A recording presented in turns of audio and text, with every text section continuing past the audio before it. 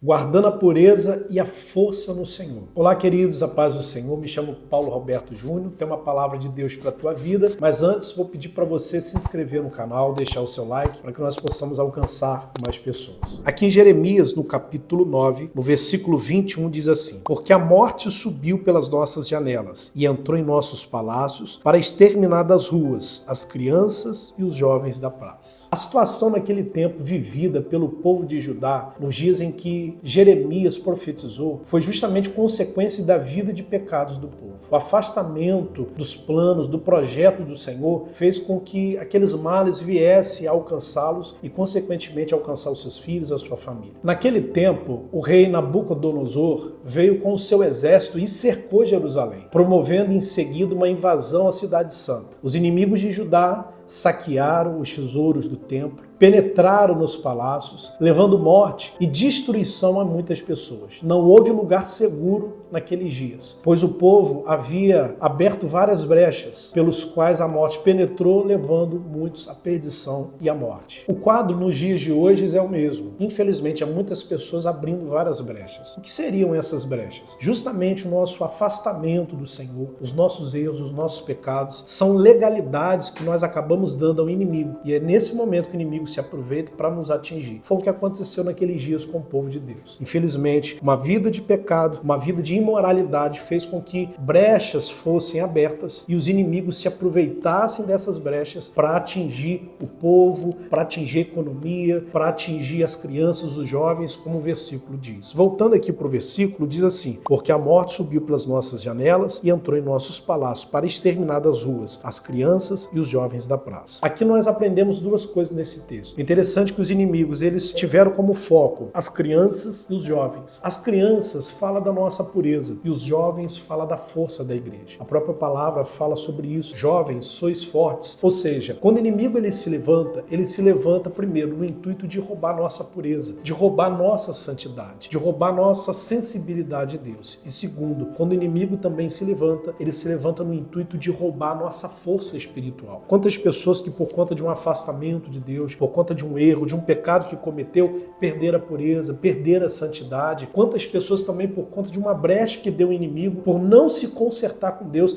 além de perder a sua pureza, a sua santidade, perderam a força espiritual. Muitos estão afastados do Senhor e não têm mais força para se levantar, não têm mais força para lutar pelos sonhos, pela família, pelos planos, pelo propósito que Deus confiou a ela, justamente porque o inimigo se levantou e matou a criança que existia nela, ou seja, a santidade, a pureza, e matou o jovem, matou a força, a vitalidade espiritual. O que nós precisamos fazer quando nós falhamos, quando nós erramos, é reconhecer o nosso erro, é reconhecer o nosso pecado diante de Deus. A palavra do Senhor declara que Deus é fiel e justo para nos perdoar. Se nós confessarmos os nossos pecados, o perdão, a misericórdia de Deus nos alcança. Quando nós fazemos isso, nós estamos tapando uma brecha. Nós estamos impedindo que o inimigo se aproveite daquela falha para nos atingir, justamente para matar a criança que há em nós, que fala da pureza, e de matar o jovem que há em nós, que fala da força. Então, se em algum momento você tropeçou, se em algum momento você falhou com o Senhor, busque a Deus, coloque a tua vida diante dele, peça perdão ao Senhor e com certeza Deus vai te perdoar. O que nós não podemos jamais é errar e deixar por isso mesmo, como se Deus entendesse, como se a vida fosse caminhar da melhor maneira possível com aquele erro. Não, querido, se nós erramos, se nós falhamos, é necessário a gente reparar aquela brecha, buscar o Senhor, colocar nossa falha, o nosso erro diante de Deus, para que Ele possa nos perdoar e, consequentemente, nos guardar, nos proteger do inimigo. Em João, no capítulo 10, no versículo 10, o próprio Jesus diz: o ladrão vem senão a roubar, matar e destruir. Então, todas as vezes que o inimigo se levanta, ele se levanta com esse intuito: destruir, roubar, matar, ou seja, acabar com tudo que a pessoa tem construído no Senhor. Mas quando nós buscamos o Senhor, a misericórdia de Deus, disse Jeremias, as misericórdias do Senhor é a causa de não sermos consumidos. Eu quero orar pela tua vida, para que o Senhor possa te fortalecer, para que o Senhor possa preservar preservar a pureza que há no teu coração e para que Ele possa preservar a força espiritual que há na tua vida. Vamos orar? Pai, em nome do Senhor Jesus, obrigado pela tua palavra. Nós lemos o texto, aprendemos através da tua palavra que naquele tempo o teu povo se afastou do Senhor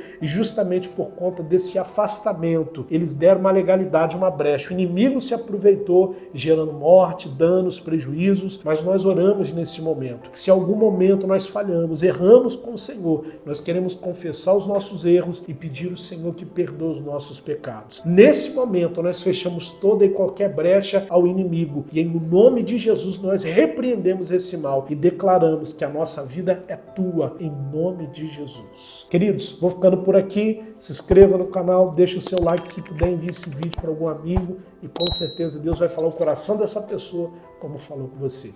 Até mais!